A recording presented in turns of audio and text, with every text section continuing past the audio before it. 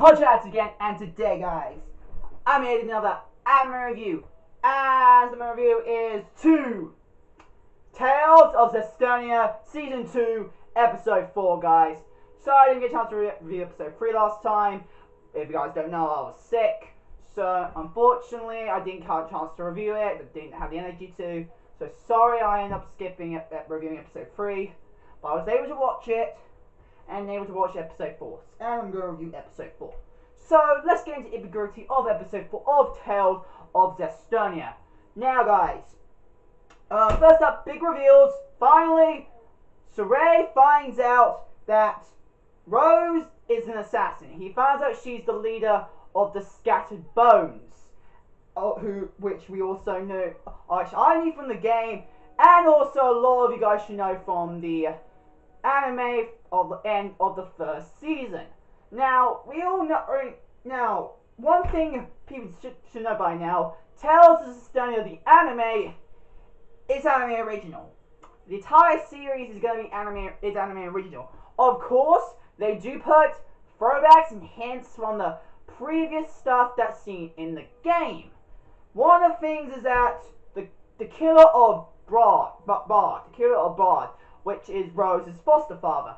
We already know that Rose was adopted. We also already knew that Rose's father got killed by the prince of Roland. One of the Prince of Roland. His name got mentioned before, even from the anime. I still can't remember his name. But yeah, the prince got revealed, and we already knew he was the killer. Now, in the game, they never said that Rose was going to marry him for certain situations that the Scattered Bones were in for, because they're not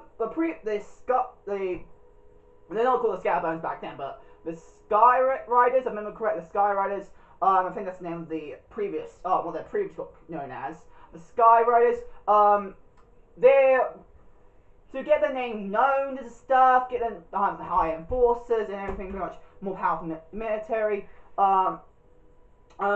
they had the Prince influence, and they were this Prince's influence, and they got power, but they already got this influence that they had to work for him. They had to beat the war that was going on back then. But then the Prince started betrayed him and killed all of them. And the promise, one of the promises that was that she was going to marry the Prince. Rose was going to marry the Prince. And Rose was up for it back then. She was up for it because she gets a chance to be a princess, which she was hoping for. But then, the betrayal of the Prince, and he decided to kill Bard and pretty much all the rest of the Sky Riders. And yeah, and Rose and Dezel, which looks Dezel knows Bard, but I already know there was someone else that Dezel knew. From the game, I already know, but from he knows someone else that was helping with Bard. Bit of spoiler there, but it is from the game. It's only from the game. I already know the anime is going to be anime original. Now, of course, like I said, they're going to add throwbacks. They're going to add some things from the original game into the anime, because it makes sense. It's supposed to be an adaptation of the game. But you folks will decide to make it go anime original route. At least they mentioned that they're going to make this anime original. Now, actually, I didn't even know about it from the first season. I only found out from the second season this was anime original. And I only found out, I somewhat knew from when I was playing the game, and also comparing it to the anime. There was a lot of difference between the anime and the game, so I was a bit skeptic. But yet again, those differences were not that big of a deal from season 1, because those season 1 differences can actually have some connection from the game. There was actually some.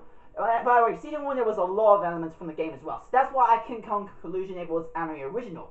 Like the entire season in the series is going to be anime original. That's why I can come to the conclusion, because there was still elements, a lot of elements that were connected to the game. And also there was still, yes, again, there was still some elements that were anime original. But yet again, nearly all anime, even from game adaptations that were actually following the original source, do end up adding maybe some anime original stuff there. Mainly because we all know the game, because don't forget, this is a game, and this is an RPG game. So really, the main story that goes in the game, like, only 30% of it, like only 30% of the game, of an RPG game, is scripted that you have to follow. The rest 70% of it, you are making the story. You are the character. You are playing. This is your story, technically, it's saying. Only 30% is scripted, and the other 70%, is you. You're creating it. So that means RPG games that get adapted, of course, are gonna have, again, the scripted side to it, but yet again, they also can have its, in this case, anime original, or depending on if it's a live action, but pretty much, the creator of the film / anime / movies getting adapted from original stuff to it. Because they already know that the game itself, RPG, but doesn't have a tight storyline. The only things they know is the little bits there and there, and also the beginning and the ending, and also the some of the mid parts in the said game. The rest is like they have to make up themselves. Because actually, would I do compare Tales of Zestiria, like Tales of the Zestiria itself? If I combine all of its stories, in a way, it can actually be put into a short movie, but yet again, that movie would be shit. It actually would be shit. That's the reason why I felt like Imagine Tales of Zestiria is an anime original. But yeah, again, a complete anime original does get me a bit salty, because that means they're going to have that much less from the game.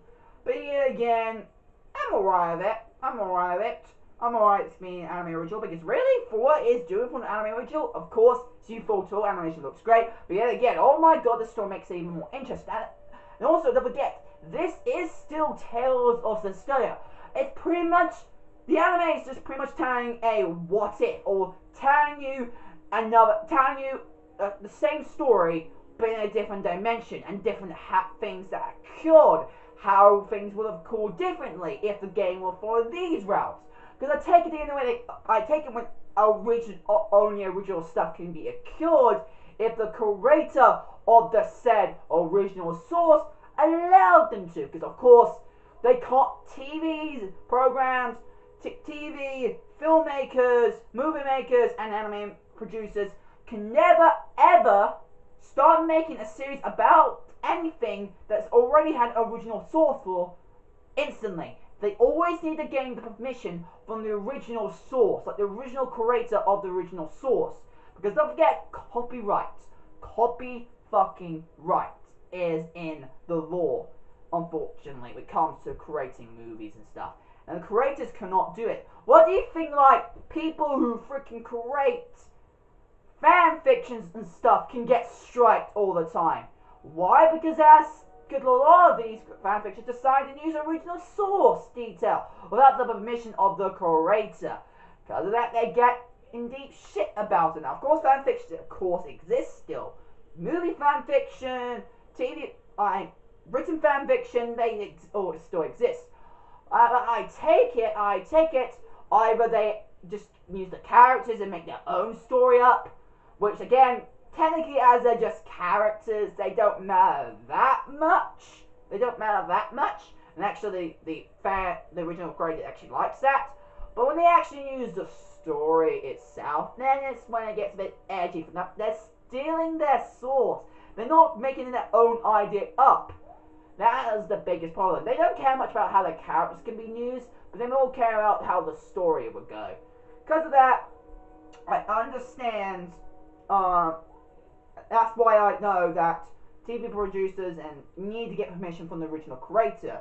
And unfortunately, that's also including how adding also original content into a maybe original series. They need to get permission from the original creator. Unfortunately, that means even if the series can be anime original, they're still a professional company. They can get money from it.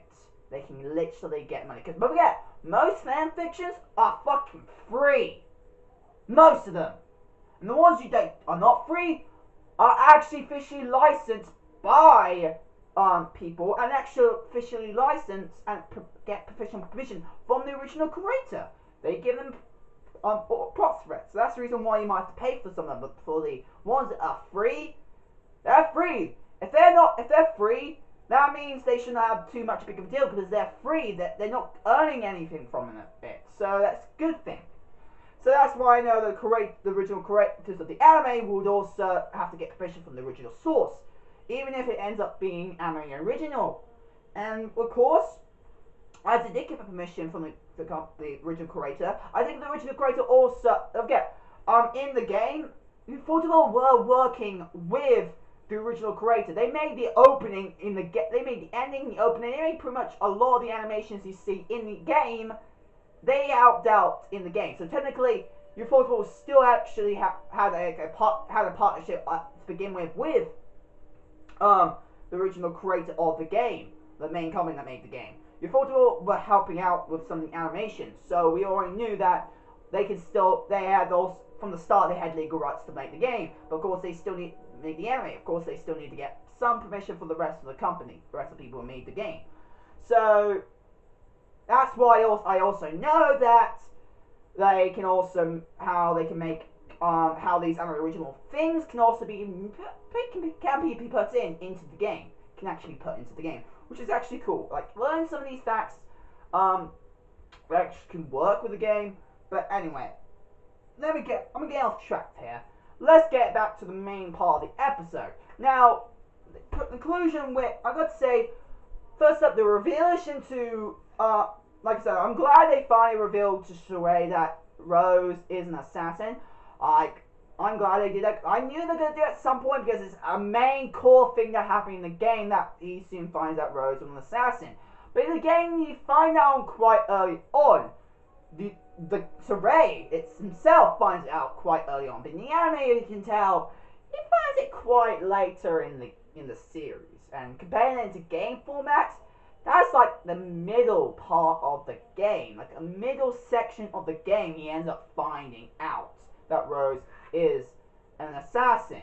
But in the game itself, it only happens in the beginning section. That means they hold out.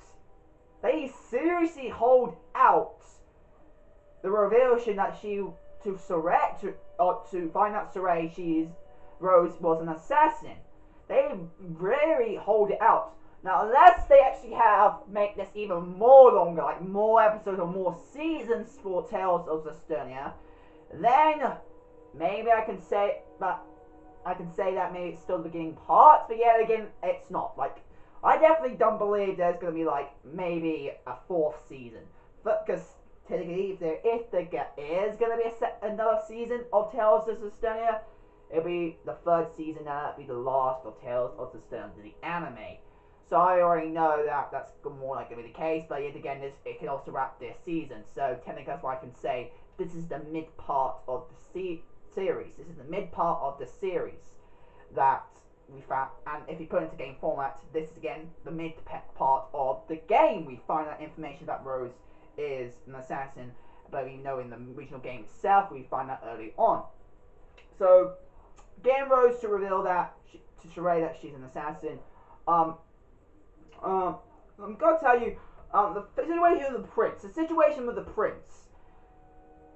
In the game, we know the prince dies by Rose's hands. If I remember correct, he does. But I don't think we see it in the game. We only know about it. That's what I remember correct. I might be wrong. For anybody who still remembers a lot from the game, can you put in the comments down below if you are watching, of course, that in game Rose actually killed the prince. But in the anime, it's obvious that she's planning on killing the prince. Like, she's gonna kill the prince. And I don't know, it sounds like she did all that to get, but yet again, Sheree was there, and there's a slight chance that in that slashing blood sound at the end of the anime, at the end of the episode, it's more likely him taking the blow to protect the prince, to tell Rose it's not the right way. You should not kill him. You should not kill him. And actually, Sheree did not even mention that the prince had malevolence.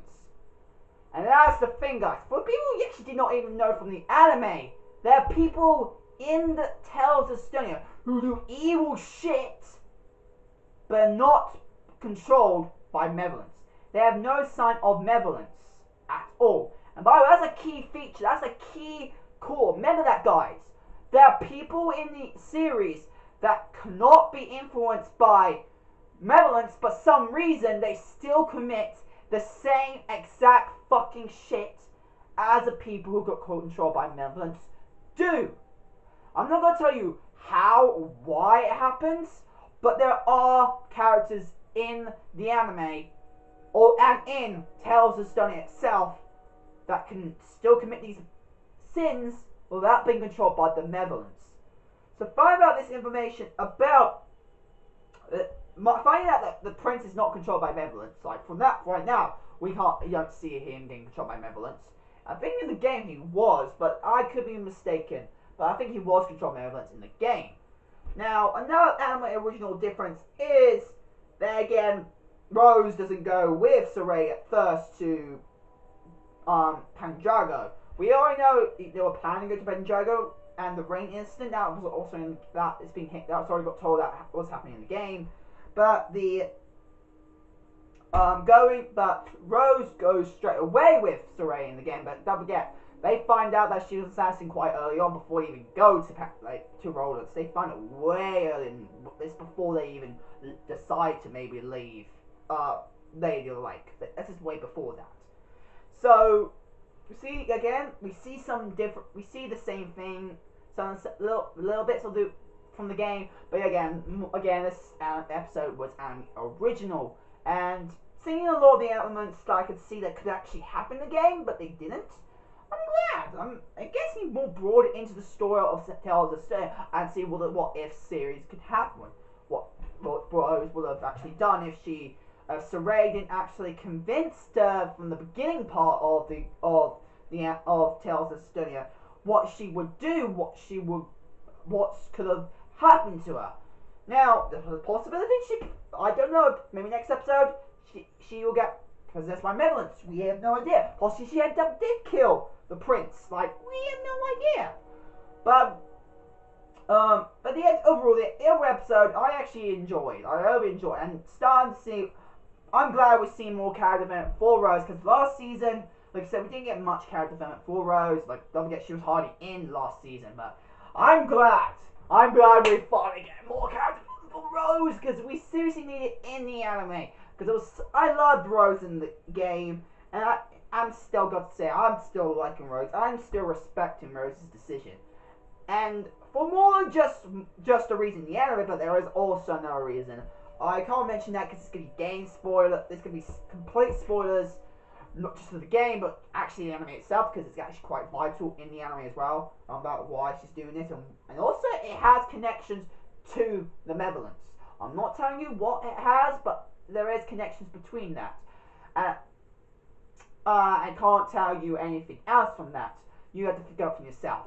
But overall, episode, I really enjoyed it. I get a chance to see Rose being a badass as ever, be it again, learning character development for her, and seeing characters, seeing how Saray's worrying about Rose, and yeah, overall, I enjoyed the episode.